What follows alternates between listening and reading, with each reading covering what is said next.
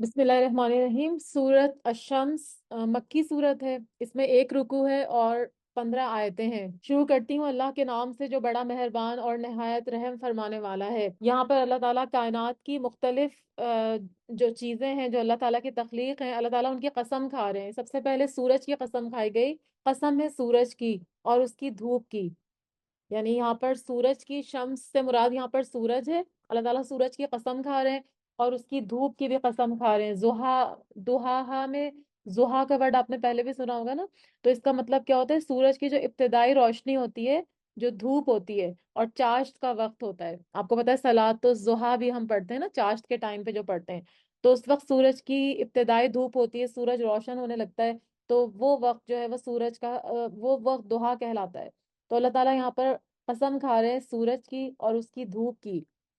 والقمر اذا تلاہا، اور چاند کی جبکہ وہ اس کے پیچھے آئے، یعنی چاند کی بھی قسم کھائی جا رہی ہے کہ وہ جب اس کو روشن کر دے، کیونکہ سورج جب غروب ہوتا ہے تو اس کے بعد پھر وہ اس کے بعد جب سورج غروب ہوتا ہے تو پھر چاند طلوع ہوتا ہے۔ اور اسی طرح جو میں نے ابھی آپ کو بتایا کہ ضحیٰ سے مراد دن ہے، اور یعنی سورج کی اور دن کی قسم کھائی جا رہی ہے۔ پھر سورج کے غروب ہونے کے بعد چاند کی قسم کھائی جا رہی ہے کہ وہ سورج کے غروب ہونے کے بعد اس کے پیچھے آتا ہے۔ وَالنَّهَارِ إِذَا جَلَّاهَا، اور دن کی جبکہ وہ ظاہر کرے اسے، یعنی جو جب دن کی بھی قسم کھائی جا رہی ہے کہ جب وہ سورج کو نمایاں کر دے، یعنی تاریکی کو دور کرے۔ یعنی ظلمت کا ذکر تو پہلے نہیں کیا گیا، لیکن مطلب یہی ہے کہ جب رات جاتی ہے تو پھر دن آتا ہے، تو دن کی بھی قسم کھائی جا رہی ہے جبکہ وہ سورج کو نمایاں کرتا ہے، کیونکہ دن میں ہی سورج نظر آتا ہے، رات کو تو سورج غروب ہو جاتا ہے، تو اس کی بھی قسم کھائی جا رہی ہے۔ وَالسَّمَاءِ وَمَا بَنَاهَا، وَاللَّيْلِ إِذَا يَغْشَاهَا، اور رات کی جب وہ ڈھانپ لے۔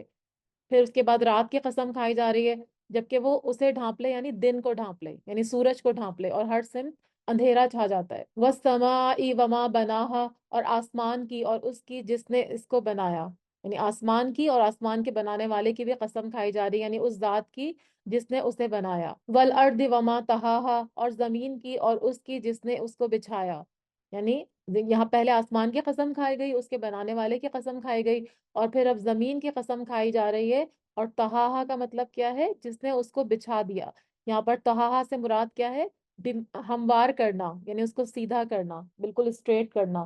طحاہا کا روٹ طحاہا کا روٹ کیا ہے؟ توئے ہا واو، یعنی پھیلانا۔ ساری کائنات کی جتنی بھی چیزیں ہیں ان سب کی قسمیں کھائی جا رہی ہیں، ان سب کی ان کی قسم کھا کر اللہ تعالیٰ ان کو گواہ بنا رہے ہیں، اور جب بھی کسی چیز کی قسم کھائی جاتی ہے تو وہ اس کی اہمیت کو واضح کرنے کے لیے ہوتی ہے۔ اور دوسرا، یہ سارے ایک دوسرے کا جوڑا بھی ہیں، یعنی دن رات کا جوڑا ہے، زمین آسمان بھی ایک دوسرے کا جوڑا ہے۔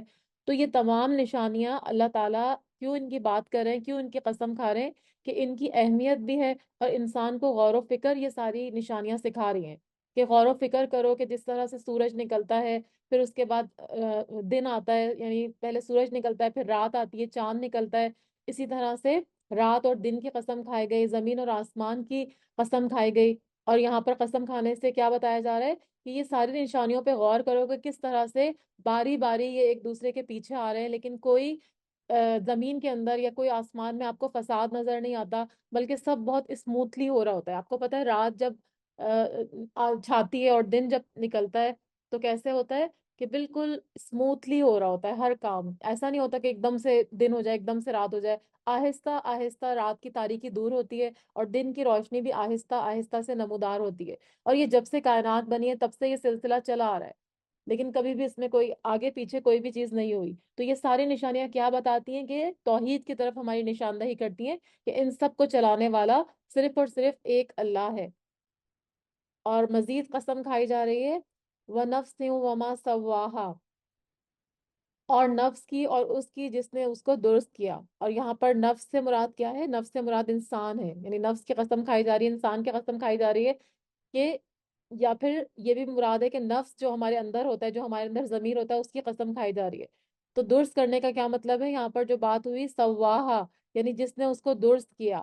درست کرنے کا مطلب کیا ہے؟ اس کو متناسب الاعضاء بنایا، بے ڈھنگا اور بے ڈھب نہیں بنایا، ٹھیک ہے؟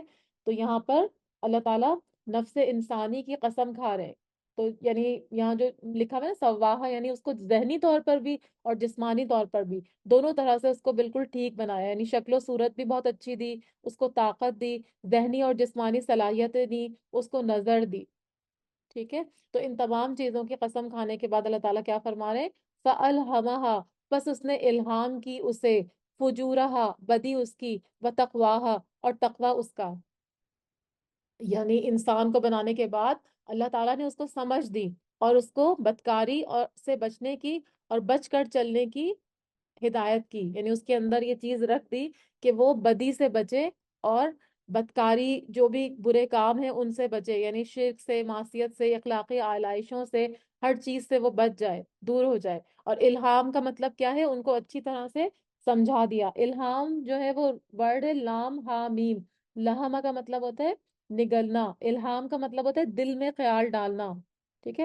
اور یہ فرشتے کی طرف سے بھی ہو سکتا ہے، اور وسوسہ جو ہوتا ہے وہ شیطان کی طرف سے ہوتا ہے، اور وہی جو ہوتی ہے وہ پیغمبروں کے لیے ہوتی ہے، ٹھیک ہے۔ الہام کا مطلب ہوتا ہے دل میں خیال ڈالنا، وہی کا مطلب بھی یہی ہوتا ہے کہ دل میں خیال ڈالا جاتا ہے، لیکن موسٹلی یہ پیغمبروں کے لیے ہوتی ہے۔ تو جب بھی کوئی انسان بدی کا کام کرتا ہے، یعنی کوئی بھی برا کام کرتا ہے، تو اس کے ضمیر کو پتہ چلتا ہے کہ اس نے غلط کام کیا ہے، تو یہی اسی لیے فرمایا جا رہا ہے کہ فَأَلْهَمَهَا فُجُورَهَا، پھر اس نے الہام کر دیا اسے بدی کی، اور وَتَقْوَاهَا، اور اس کا تقوی، یعنی انسان کے اندر ایک ضمیر ہوتا ہے جو اس کو اچھے برے پر ملامت کرتا ہے، یعنی ظاہری طور پر تو وہ انسان برا کام کر کے بھی سمجھتا ہے کہ یہ میں نے اچھا کیا ہے، لیکن اصل میں کیا ہوتا ہے کہ اس کے اندر ایک اللہ تعالیٰ نے ضمیر رکھ دیا ہے جو اس کو اس کے برے کام پر ملامت کرتا ہے اور اچھے کام پر اس کو شاباش دیتا ہے۔ تو اس کے اندر جو تقوی ہوتا ہے، پرہیزگاری ہوتی ہے، وہ بھی اس کے اندر اللہ تعالیٰ نے ڈال دی، اور اس کے علاوہ جو اس کی بدی ہے، جو بھی اس کے برے کام ہے، وہ بھی اس کے اندر ڈال دیے، لیکن ساتھ ہی ایک ضمیر بھی ہے جو اس کو ان برے اور اچھے کاموں پر ملامت کرتا ہے، یعنی اچھے کاموں کی ترغیب دیتا ہے کہ اور کرو، اور برے کاموں کے اوپر اس کو ملامت کرتا ہے۔ قد افلح من زکاہا، یقیناً وہ فلاح پا گیا جس نے اسے پاک رکھا، یعنی جس نے اس دل کو شرک سے پاک رکھا، گناہوں سے پاک رکھا، جو بھی دیگر اخلاقی برے کام ہیں ان سے پاک رکھا، تو وہ کیا ہوگا؟ وہ پھر آخرت کی فوز اور فلاح پا گیا، یعنی کامیابی بھی مل گئی اس کو اور فلاح بھی مل گئی، یعنی جس نے اس کا تزکیہ کر لیا، جس نے اس کو برائیوں سے پاک کر دیا، تو وہ پھر کامیاب ہو گیا، یعنی نفس کو پاک کر لیا۔ تو کامیابی حاصل کرنے کے لیے کیا کرنا ہے؟ تزکیہ نفس بہت ضروری ہے، یعنی ہمیں اپنے نفس کو پاک کرنا ہے اگر ہم چاہتے ہیں کہ ہمیں آخرت میں کامیابی حاصل ہو جائے۔ اور یہاں افلاح سے مراد دنیا کی کامیابی نہیں ہے، بلکہ آخرت کی کامیابی مراد ہے۔ تو جس کو آخرت کی کامیابی ملے گی وہ کون ہوگا؟ جس نے اپنے نفس کو تمام آلودگیوں سے پاک کر لیا۔ تو کامیابی کے حصول کے لیے ہمیں اپنا تزکیہ نفس کرنا ہوگا، تبھی ہم کامیابی پا سکتے ہیں۔ وقد خواب من دساہا، اور یقیناً وہ ناکام ہو گیا جس نے دبا دیا اس کو، یعنی جس نے اسے خاک میں ملا دیا یا اس کو دبا دیا۔ دسا کا کیا مطلب ہوتا ہے؟ خاک میں ملانا، دفن کرنا یا گاڑ دینا۔ تو اگر اس ضمیر کو ہم نے پاک نہیں کیا، اپنے اندر جو نفس ہے اس کو پاک نہیں کیا، بلکہ ہم برے کام کرتے ہی رہے، اور اس کے اندر جو ضمیر ہم کو ملامت بھی کرتا رہا اس کو بھی ہم نے دبا دیا، اور ہم نے اس کی بات نہیں سنی، تو پھر کیا ہوگا؟ وخابا، وقد خوابا، خوابا کا مطلب ہوتا ہے ناکام ہو جائے گا، یعنی جس نے اس ضمیر کو خاک میں ملا دیا، اس نفس کو خاک میں ملا دیا، اس کو دفن کر دیا اور برے کام نہیں چھوڑے، تو وہ ناکام ہو جائے گا، یعنی جس نے اسے گمراہ کر لیا وہ خسارے میں رہا۔ اور جیسے میں نے آپ کو بتایا، دسا کا مطلب ہوتا ہے ایک چیز کو دوسری چیز میں چھپا دینا، یعنی اس کا مطلب کیا ہوا پھر؟ جس نے اپنے نفس کو چھپا دیا اور اس کو بیکار چھوڑ دیا، اسے اللہ تعالیٰ کی اطاعت اور عمل صالح کے ساتھ روشناس نہیں کروایا، تو پھر کیا ہوگا؟ وہ پھر ناکام ہو جائے گا۔ خوابہ کا مطلب ہوتا ہے ناکام ہو جانا۔ کذبت ثمود بطغواہا، اب یہاں پر کچھ ان کی مثالیں دی جا رہی ہیں جو پچھلی قومیں گزری ہیں، ان کی مثال دے کر بات کو سمجھایا جا رہا ہے کہ جھٹلایا تھا سمود نے بوجہ اپنی سرکشی کے، یعنی قوم سمود جو تھی ان کی بارے میں آپ لوگ پہلے بھی پڑھ چکے ہیں، انہوں نے کیا کیا تھا؟ اپنی سرکشی کے باعث جھٹلا دیا تھا۔ اور تو یہاں پہ طغا کا ورڈ یوز ہوا ہے، طغیان کا مطلب ہوتا ہے وہ سرکشی جو حد سے تجاوز کر جائے۔ تو اس طغیان نے، اس سرکشی نے ان کو تکذیب پر آمادہ کیا، کس کی تکذیب پر؟ رسول کی تکذیب پر، ٹھیک ہے۔ صالح علیہ السلام وہاں پر آئے تھے، اور انہوں نے ان کی فرمائش پر، ان کی خواہش پر، اللہ کے حکم سے ایک اونٹنی بھی برآمد کی پہاڑ سے، لیکن انہوں نے کیا کیا؟ اس نشانی کو دیکھنے کے بعد، اس معجزے کو دیکھنے کے بعد بھی انہوں نے رسول کو جھٹلا دیا، ان کی بات کو جھٹلا دیا، اور اللہ تعالیٰ کی جو اطاعت کے کام تھے ان کو جھٹلا دیا، اور انہوں نے سرکشی کی، اور پھر کیا کیا؟ انہوں نے اونٹنی کو مار دیا۔ تو یہاں پر انہی کی بات ہو رہی ہے کہ جھٹلایا سمود نے اپنی سرکشی کی وجہ سے، اذم باسا اشقاہا، جب اٹھا سب سے بڑا بدبخت اس کا، یعنی ان کی قوم میں سب سے بڑا بدبخت شخص اٹھا. اس کا نام مفسرین بتاتے ہیں کہ قدار بن سالف اس کا نام تھا. تو اس نے کیا کام کیا؟ اس نے کیا کام کیا کہ اونٹنی کی کونچیں کاٹ دی اور اس کو مار دیا، حالانکہ اس کو مارنے کا حکم نہیں تھا، وہ اللہ کی ایک نشانی تھی، اس کو ناقۃ اللہ کہا گیا. لیکن اس نے کیا کیا؟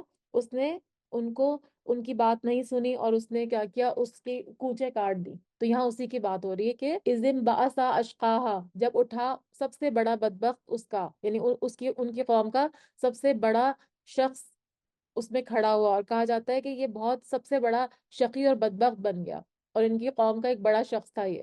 فقال لهم رسول اللہ، تو کہا انہیں اللہ کے رسول نے. اللہ کے رسول سے مراد یہاں پر صالح علیہ السلام ہے، کیونکہ اللہ تعالیٰ نے قوم سمود کی طرف صالح علیہ السلام کو بھیجا. تو صالح علیہ السلام نے ان کو کیا کہا؟ اور اپنی قوم کو کیا کہا؟ ناقۃ اللہ وسقیاہا، یہ اونٹنی ہے اللہ کی اور پانی پلانا ہے اسے.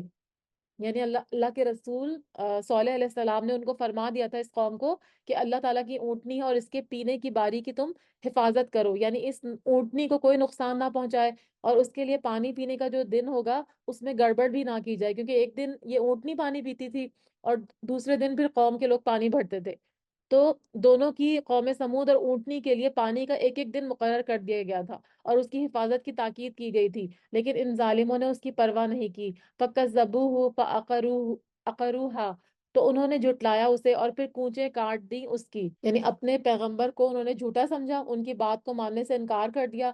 اونٹنی معجزے کے طور پہ ان کے سامنے آئی، لیکن انہوں نے اس کو ناقۃ اللہ ماننے سے انکار کر دیا اور پیغمبر کی بات کو جھوٹا کر دیا اور اس اونٹنی کی کونچیں کاٹ دی. تو یہ کہا جاتا ہے کہ یہ جو پیچھے بات ہوئی تھی نا، یہ جو ہم نے لکھا تھا، یہاں پر لکھا ہوا تھا آیت نمبر 12 میں، اس دن باسا اشقاہا، کہ اٹھا ان میں سے سب سے بڑا بدبخت. تو یہ بدبخت شخص جس کا نام قدار بتایا جاتا ہے، اسی نے یہ کام کیا تھا. لیکن اس شرارت میں، کیونکہ قوم بھی اس کے ساتھ تھی، اسی لیے سب کو برابر کا مجرم قرار دیا، کیونکہ وہ اس کو ساتھ نہیں دیتی، اس کو منع کرتی، تو یقیناً وہ ایسا کام نہیں کرتا. جب قوم نے بھی اس کام کو کرنے کی حامی بھری، تبھی اس کی یہ اتنی ہمت ہوئی. تو یہ تکذیب کیا تھی؟ اونٹنی کی کونچیں کاٹنے کی جو تکذیب تھی، اس کی نسبت پوری قوم کی طرف کی گئی ہے. تو اس سے کیا پتہ چلتا ہے؟ ایک اصول پتہ چلتا ہے کہ ایک برائی کا ارتکاب کرنے والے اگرچہ چند ایک افراد ہوں، لیکن اگر پوری قوم اس برائی پر کوئی آواز نہ اٹھائے، اس کو ناپسند نہ کرے اور خاموش رہے، تو بھی پھر کیا ہوتا ہے؟ اللہ تعالیٰ کے ہاں پوری قوم اس برائی کی مرتکب پائی جاتی ہے. اسی لیے ہمیں بار بار کہا گیا نا کہ ہمیں امت وسط بنایا اور ہمیں نہیں انل منکر اور امر بالمعروف کرنے کا حکم دیا گیا. تو جہاں پہ بھی برائی ہوتے ہوئے دیکھیں گے، ہم اس کو روکنے کی کوشش کریں گے، چاہے اپنے ہاتھ سے کریں، چاہے زبان سے کریں، چاہے دل میں اس کو برا کریں. لیکن اگر ہم خاموش ہو جائیں گے تو پھر اس کا مطلب ہے کہ ہم بھی اس میں شریک ہیں برابر کے. تو اسی لیے ان کی قوم نے ان لوگوں کو روکا نہیں، تو اسی وجہ سے پوری قوم اس برائی کی مرتکب قرار پائی، ٹھیک ہے، اور اس جرم میں برابر کی شریک سمجھی گئی. تو یہاں پہ یہی لکھا ہوا ہے نا کہ فقال لهم رسول اللہ ناقۃ اللہ وسقیاہا، کہ ان کے رسول نے ان کو کہا کہ اونٹنی ہے اللہ کی اور اسے پانی پلانا ہے. فکذبوہ فعقروہا، تو انہوں نے جھٹلایا اسے اور پھر کونچیں کاٹ دی. فدمدما، تو ہلاکت ڈالی، علیہم ان پر، ربہم ان کے رب نے، بذنبہم فسواہا، بوجہ ان کے گناہوں کے، پھر اس نے برابر کر دیا اس کو. یعنی اللہ تعالیٰ نے ان کے گناہوں کے باعث ان پر ہلاکت ڈال دی. دمدما کا مطلب ہوتا ہے ان کو ہلاک کر دیا، ان پر سخت عذاب نازل کیا اور پھر ہلاکت کو عام کر دیا. یعنی عام کر دیا مطلب اس عذاب میں سب کو برابر کر دیا، کسی کو نہیں چھوڑا، چھوٹا بڑا سب کے سب کو ہلاک کر دیا، نیست و نابود کر دیا، اور زمین کو ان پر برابر کر دیا، یعنی سب کو زمین کے اندر کر دیا اور اس بستی کو برابر کر دیا، مطلب کہ ان کے اوپر سے جو جتنے بھی لوگ تھے ان سب کو زمین کے اندر دفن کر دیا، اور وہ سارے کے سارے اللہ کے عذاب سے ہلاک ہو گئے. ولا یخاف عقباہا، اور نہیں وہ ڈرتا اس کے انجام سے، اور وہ نہیں ڈرتا اس کے تباہ کن انجام سے. یعنی اللہ تعالیٰ کو یہ ڈر نہیں ہے کہ اس نے انہیں سزا دی ہے کہ کوئی بڑی طاقت اس سے بدلہ لے گی، وہ انجام سے بے خوف ہے، کیونکہ کوئی ایسی طاقت نہیں ہے جو اس سے بڑھ کر ہو یا اس کے برابر ہو، جو اس سے انتقام لینے کی قدرت رکھتی ہو.